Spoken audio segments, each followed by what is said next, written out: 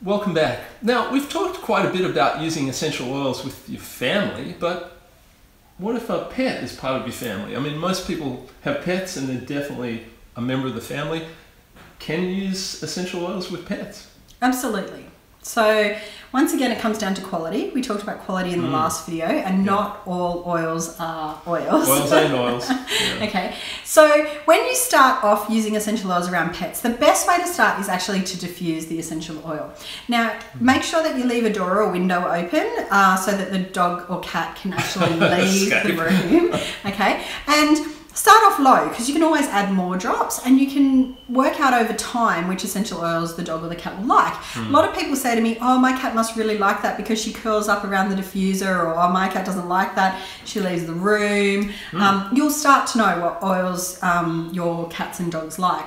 Now remember that if you are going to apply them topically, get the cat or dog used to it by diffusing first, then put a little bit on your hands. Now, a dog's sense of smell is like 10,000 times stronger than ours. So even one drop is going to be a lot stronger to a dog than to us. We never put it on their nose or their ears, around their face, always from the back of the neck backwards.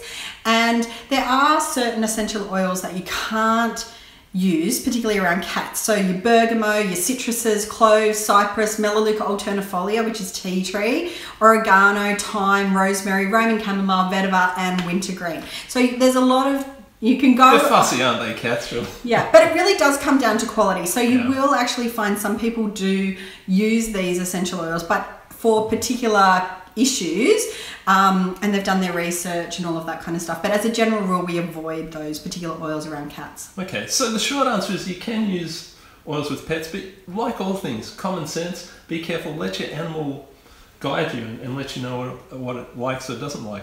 And there are certain places that you wouldn't use them on cats, like on, or even on dogs, like on the soft belly area. It's the same as humans. Patch test them first if they've got any allergies. Keep away, as I said, from their eyes and their ears. And if they're pregnant or nursing, then, you know, always use with caution. Okay, now one of the delightful things about having pets is they often bring their own perfume with them, especially if they're sleeping inside on their bedding. So have we got an oil for that? We do. It's called Purification. Yeah.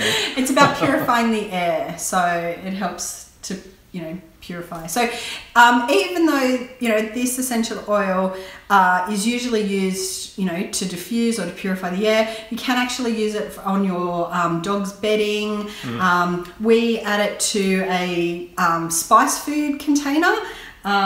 Like this one here, we put some bicarb in it, shake it on the carpets, and it helps to get rid of those pet odours. You can also put it on dog's bedding and things like that way as well. Now, what's Purification got in it? So Purification has citronella, lemongrass, and tea tree are the main essential oils that are in it. Ah, so here's the toilet spray. Are you saying that maybe when it's dusk outside, I might be able to spray that around as well?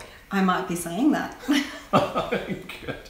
That's awesome. Now, next time around, we're going to be talking about blending oils and how you can actually make your own blends. And we're going to be talking about diagize.